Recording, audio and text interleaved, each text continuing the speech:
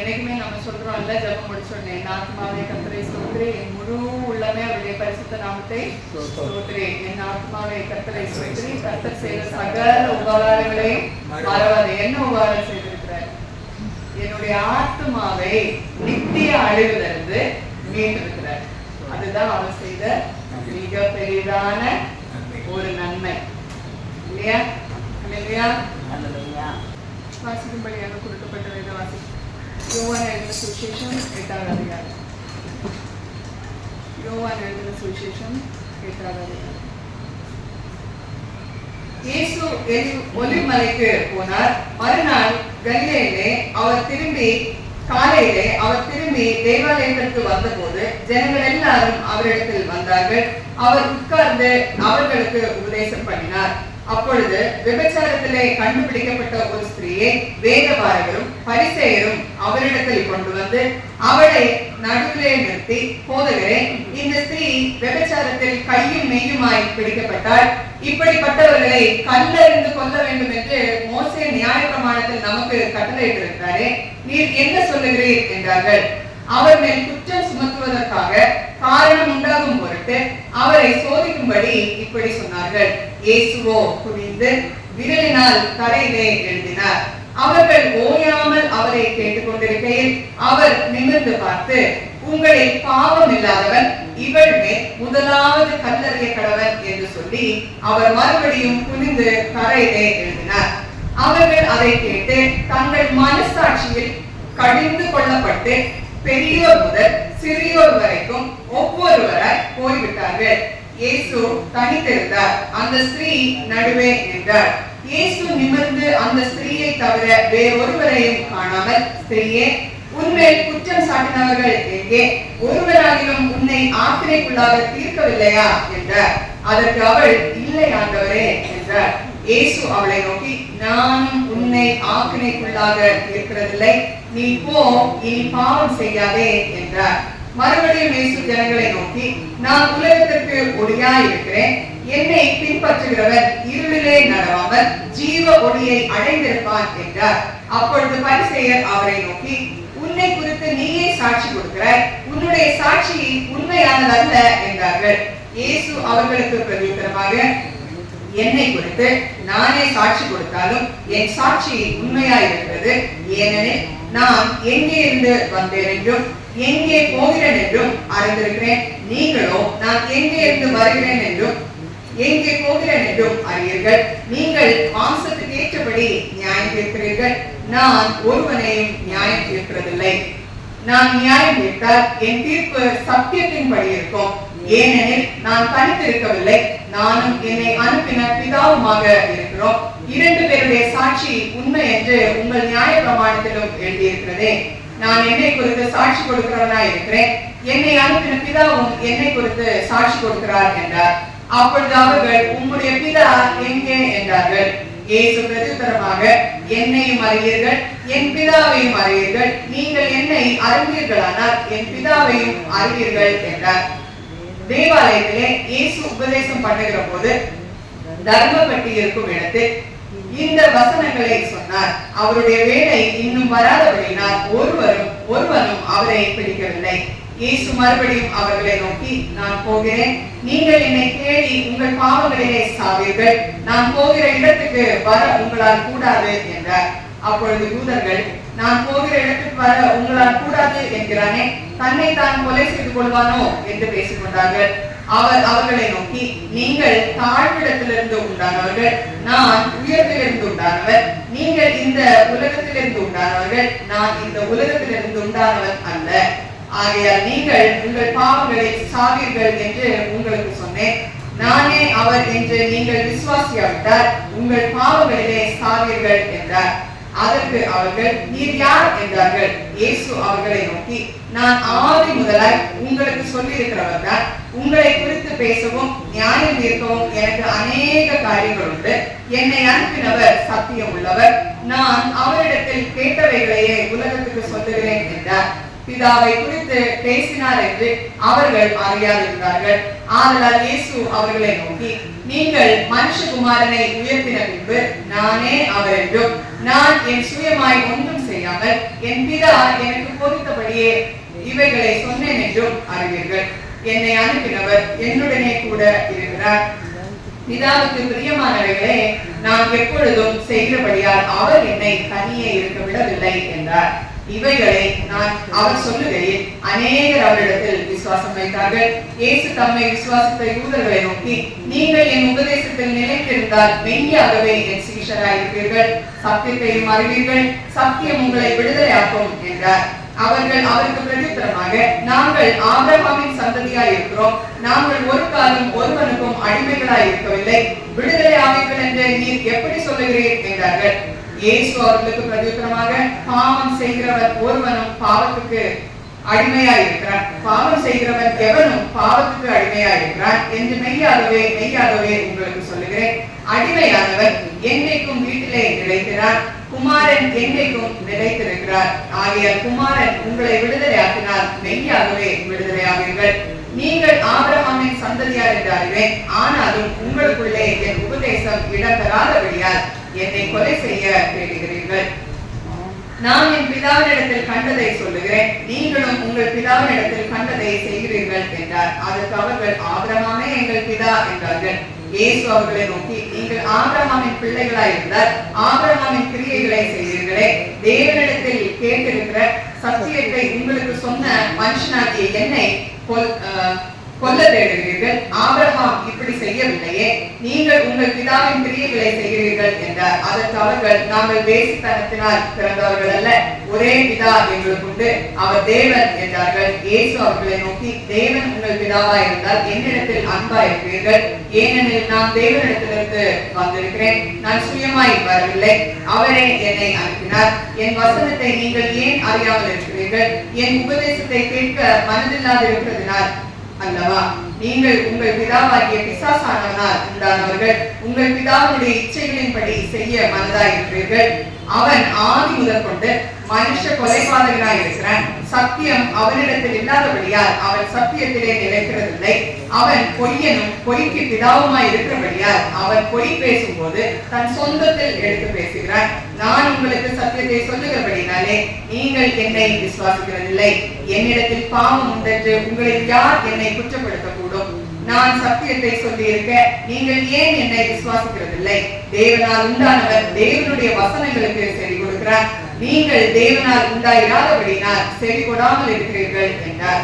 அப்பொழுது யூதர்கள் அவருக்கு பிரதியுத்தரமாக, உன்னை சமாரியன் என்றும் பிசாசு பிடித்தவன் என்றும் நாங்கள் சொல்லுகிறது சரிதானே என்றார்கள்.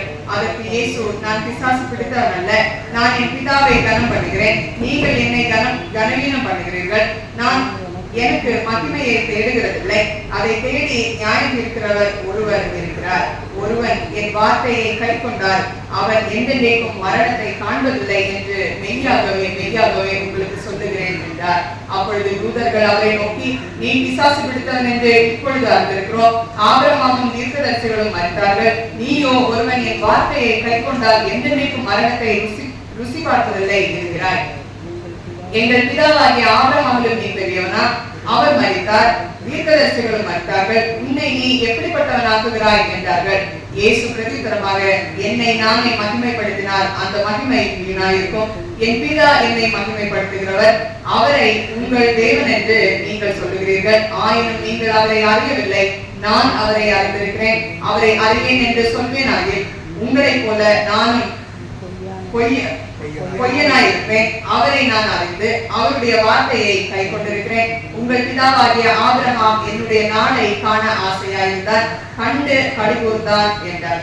அப்பொழுது யூதர்கள் அவரை நோக்கி, உனக்கு இன்னும் 50 வயதாகவில்லையே, நீ ஆபிரகாமை கண்டாயோ என்றார்கள். அதற்கு இயேசு, ஆபிரகாம் உண்டாகிறதற்கு முன்னமே நான் இருக்கிறேன் என்று மெய்யாகவே மெய்யாகவே உங்களுக்கு சொல்லுகிறேன் என்றார்.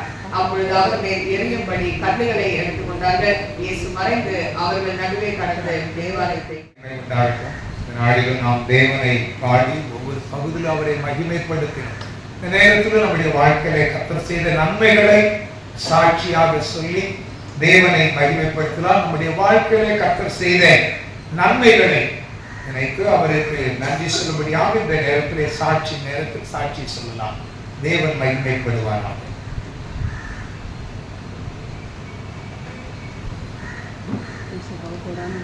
தான் இந்த வேலைக்கு ரொம்ப உடம்பு முடியல, ரொம்ப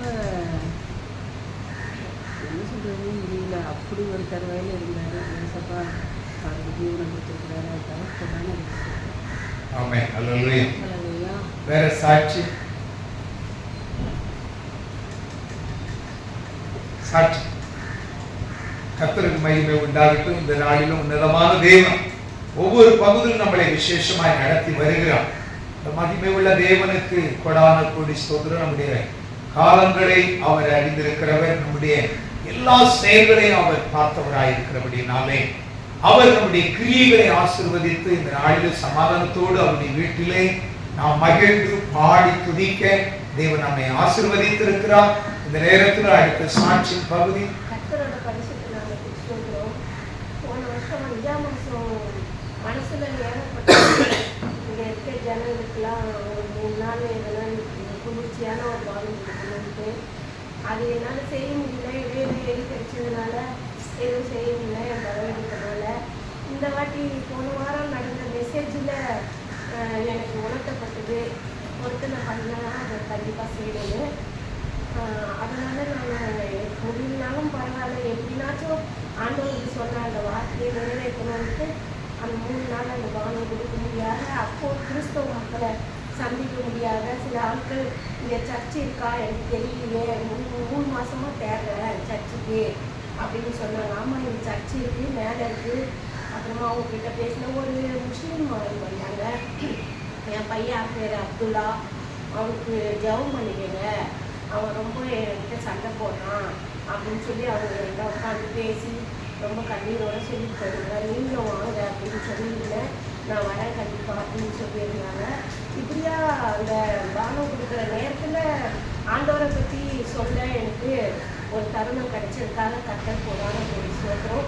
பொருத்தனை பண்ணி அதை செய்யாமல் இருக்கிறதே பொருத்தனை பண்ணாமல் இருப்பதே நல்லது. பொருத்தனை பண்ணி செஞ்சோம்னா அது ரொம்ப ஆசீர்வாதமாகவும் இருக்குது. எனக்கு அன்றைக்கெல்லாம் ரொம்ப சந்தோஷமாக இருந்தது. ஆண்டவரோட அந்த இது கரெக்டாக செஞ்சோமே, எனக்கு முடியலன்னா தான் ஆண்டவர் பலன் தந்தார் அப்படின்னு ஒரு சந்தோஷமாக இருந்தது. கர்த்தர் ஆமென். அல்லேலூயா. அல்லேலூயா. கர்த்தர் நம்மை எல்லாவற்றிலும் நன்மையாய் நினைத்திருக்கிறார். அல்லேலூயா. அல்லேலூயா. கர்த்தர் பெரியவர். கர்த்தரிடத்திலே மனமகிழ்ச்சியாய் இரு என்று சொல்லியிருக்கிறபடி மனமகிழ்ச்சியாய் அவரிடத்திலே இருக்கும்போது நம்முடைய இருதயத்தின் வேண்டுதலை அவர் நமக்கு அருளி செய்வார். நம்முடைய தேவனிடத்திலே முழு சந்தோஷமாக மகிழ்ச்சியாக அவர் சன்னிதானத்திற்கே போக வேண்டும் என்று கர்த்தர் விரும்புகிறார்.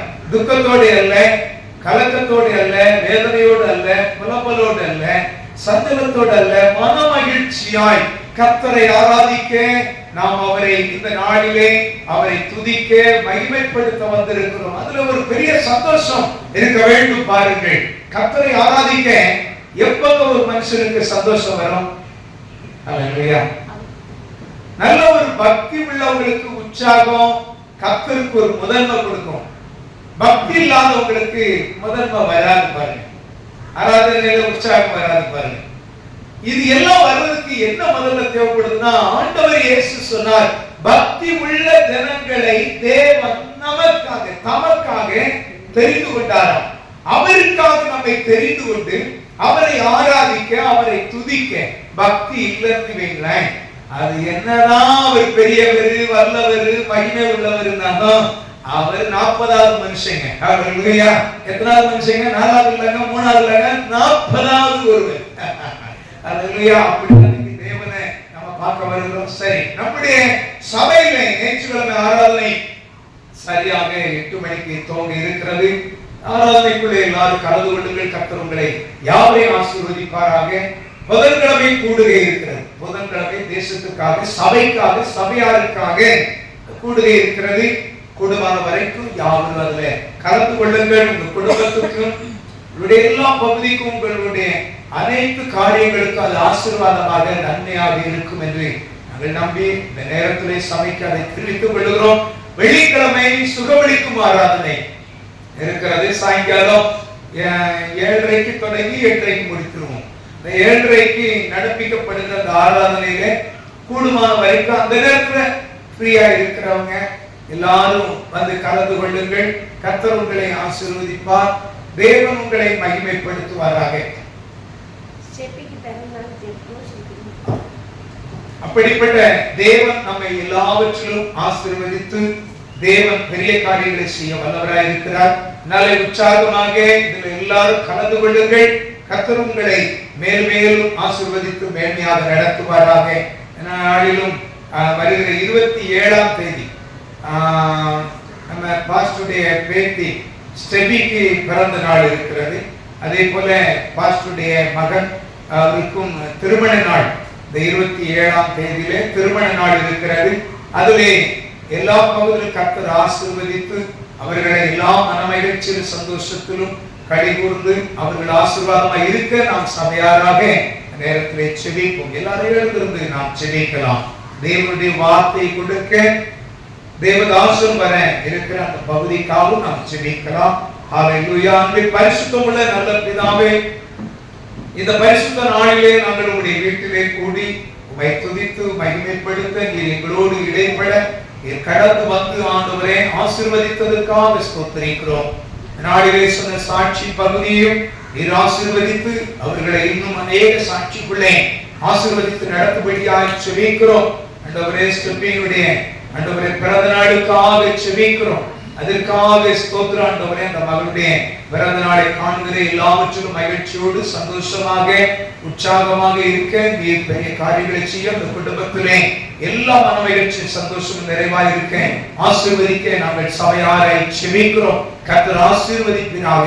அதே போல என் பிரதர் ஜோசிஸ்டருடைய திருமண நாள் ஆண்டவரே இந்த பிள்ளைகளை இணைத்த ஆண்டவரே மகிமையான நாள் 27ஆம் தேதி நாளை தேவன் ஆசீர்வதித்து அவர்களுடைய குடும்பத்திலே மகிழ்ச்சியும் சந்தோஷமும் எப்பொழுதும் நிறைவாக இருக்க தேவன் ஆசீர்வதிக்கும்படி செபிக்கிறோம். அவர்களுக்கு கொடுத்திருக்கிற குழந்தைகளையும் ஆசீர்வதிங்க. அவருடைய வீட்டில் உள்ள யாவரையும் ஆசீர்வதிங்க. பெரிய காரியங்களை செய்யுங்க. இந்த நிறைவான மகிமை பிரசன்னம் அவர்களோடு இருப்பதாக பலப்படுத்துவதாக பெரிய காரியங்களை செய்வதாக. அதற்காக ஸ்தோத்திரம். இந்த நாளிலே உம்முடைய வார்த்தை எங்களோடு கூட ஆண்டவரே இடைப்படும்படியா எங்கள் செவிகளை இருதயங்களை உமக்கு நேராய் திருப்பி கொடுக்கிறோம். அப்பா நீர் உம்முடைய வார்த்தையை கொண்டு எங்களோடு பேசுவீராக. நீர் பேசுகிற ஜீவனுள்ள மெய்யான தேவன். உம்முடைய வார்த்தையை சத்தத்தை நாங்கள் கேட்க எங்களோடு இடைப்பட எங்களை தாழ்த்தி ஒப்பு கொடுக்கிறோம். செய்தி கொடுக்கிற தாசனை மறைத்து நீர் வெளிப்படுவீராக. உம்முடைய மகிமை பிரசன்னம் உங்களோடு இருப்பதாக இயேசுவின் நாமத்தில் ஜெபிக்கிறோம் ஜீவனுள்ள நல்ல பிதாவே. ஆமென், ஆமென்.